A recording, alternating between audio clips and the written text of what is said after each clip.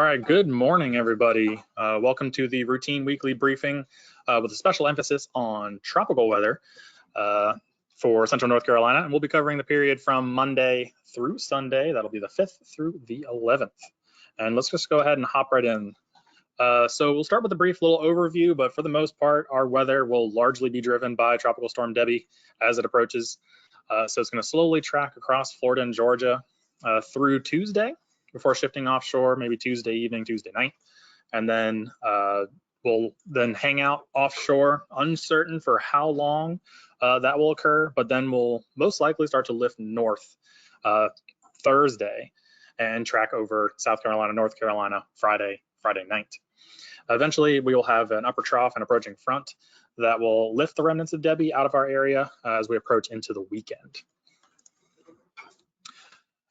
All right, so this is an updated slide, incorrectly spelt there, Tropical Storm Debby, sorry about that, up at the top there, but Hurricane Debby earlier today made landfall in the Florida Big Bend area around 7 a.m. this morning, and after moving on shore and with the 11 a.m. update from the National Hurricane Center, it has been weakened, at least wind-wise, to a tropical storm, Debby. And it's located mostly 35 miles to the west of Lake City, Florida. And for the most part, it's going to continue, as you can see in the graphic there on the right. It's going to track northeasterly to more easterly as we head into Tuesday into Wednesday, slowing down a bit on Wednesday before lifting back north Thursday, and then moving through, at least forecast to move through central-ish North Carolina, but that on Friday night. As you can see, the cone is quite large from west to east, so the center of the track could track anywhere between there. So try not to get too hung up on where you see the S's and the dots. The center of the track can occur and move through anywhere through there, as far as west as western North Carolina and as far east as off the coast of North Carolina. For the most part, heavy rainfall is going to be the most likely threat, even with the uncertainties in the track, especially for south and east of the triangle. And that's going to be starting as early as Tuesday afternoon into the overnight period over the Sandhills and southern coastal plain, so Fayetteville, Clinton, even farther west towards Albemarle kind of area, as early as Tuesday afternoon. And then that basically begins the period of periods of heavy rain through North Carolina, heading into Wednesday, Thursday, and then as the center tracks through on Friday. There is a threat for some winds as high as 20 to 40 miles per hour, but most likely those will be confined very near to where the center of the track is located and where it goes. So keep tuned on that because, again, still some uncertainty on that. So let's get into a little bit more of the heavy rain threat here and see some numbers, well, at least some graphics, and then we'll search some numbers on the next slide here. This is the accumulated precipitation forecast for each day, so a 24-hour period. So you can kind of see very light rain across our area in this top left graphic here, and those light greens to slightly darker greens down towards Fayetteville and towards southeastern North Carolina. But then you can see as in Tuesday, we start to see the darker greens, purples, blues, and reds maybe starting to increase in coverage as it shifts, as a leading band just north and east of the center starts to shift over into southeastern North Carolina. So those reds are, anywhere between 2.5 to 4 or 5 inches of rain. And again, this is most likely going to be from Tuesday afternoon at the earliest, closer to Tuesday evening, and spreading in towards the overnight hours. So not necessarily the full day on Tuesday or Tuesday morning, at least based on the current forecast, okay?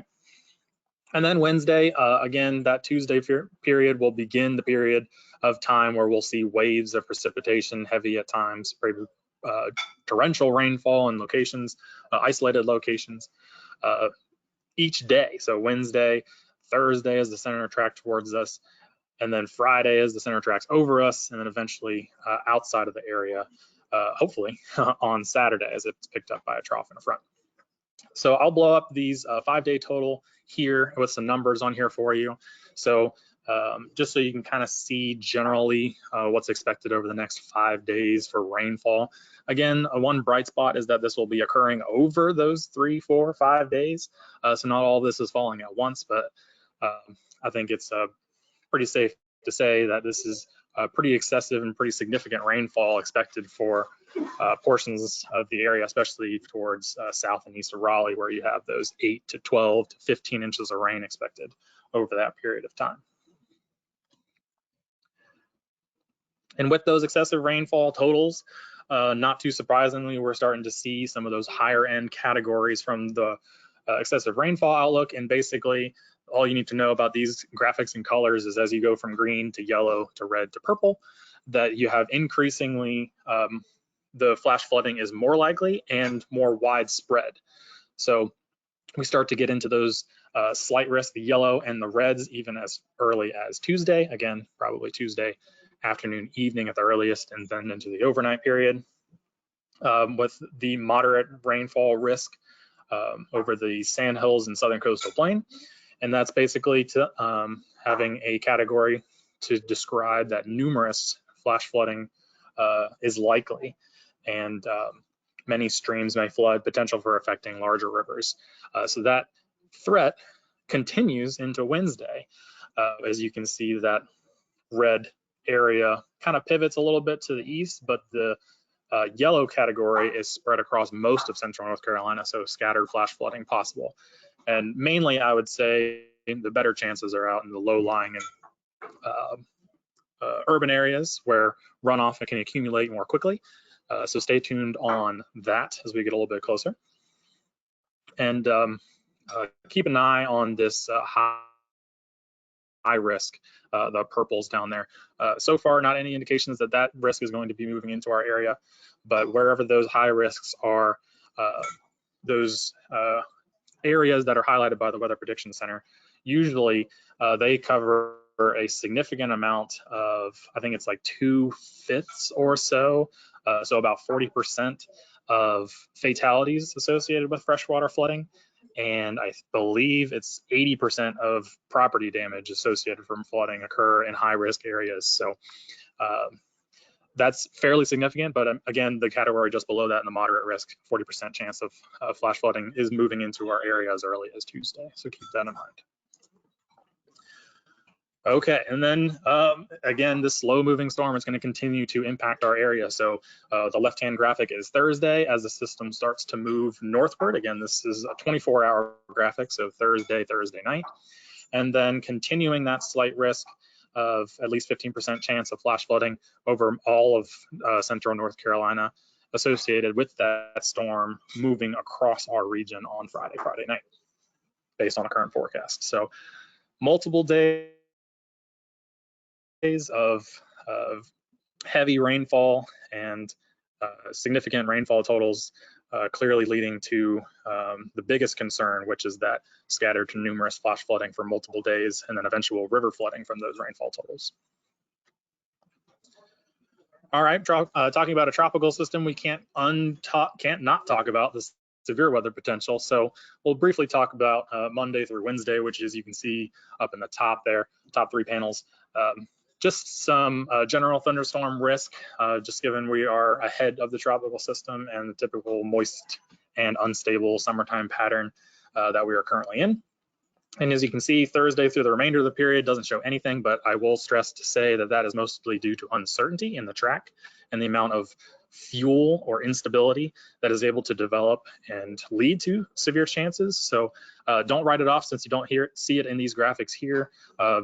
The Storm Prediction Center does talk about a non-zero chance for storms capable of producing tornadoes. So certainly the biggest severe weather concern would most likely be damaging winds and isolated tornadoes. So we'll see if that ends up developing as confidence increases and as the storm system gets a little bit closer. So stay tuned on that. We may start to see if that threat does indeed start to develop or start to become clear, we may start to see some of those severe thunderstorm risks moving into our area. All right, and then the little graphic here that we like to show, the experimental hazardous weather outlook, just showing the little chicklets here. As you can kind of see, that excessive rainfall really maximized Tuesday through Thursday, although Friday, as the system's moving overhead and with previous days of rainfall over us, I wouldn't downplay Friday either as well. So that is the main threat through this area and for the next week, really, as the tropical system moves overhead. And a very tropical centered briefing here. In addition to Debby, there is also a system out towards the Windward Islands that has a 10% chance of development in the next 48 hours and 30% chance in the next 7 days. And you can see the development region there south of the Cuban Islands there and then across the Mexican peninsula over into the Western Gulf of Mexico region. So that's the development area, not necessarily where it's going to track, but we'll see as that develops. Just a reminder that we are ramping up tropical season. It really starts to ramp up as far as tropical activity, really beginning of August, and then peaks somewhere in September in that general vicinity as far as activity goes. So we're just getting started here. So make sure you have those hurricane preparedness plans in place. You can go to the URL there on the screen to see what that's all about and how you can prepare. All right, so we have the temperature outlook here. Sorry, please ignore the temperatures down at the bottom. I didn't have time to update that, so apologies, but the graphics are updated, and this shows the period between the 12th through the 18th of August. And for the most part, generally the near normal chances for, or 50% chances for near normal temperatures, and maybe a slight above normal, above average chances for above normal precipitation during that period. So continuing mild conditions with chances of rain continuing into mid-August there.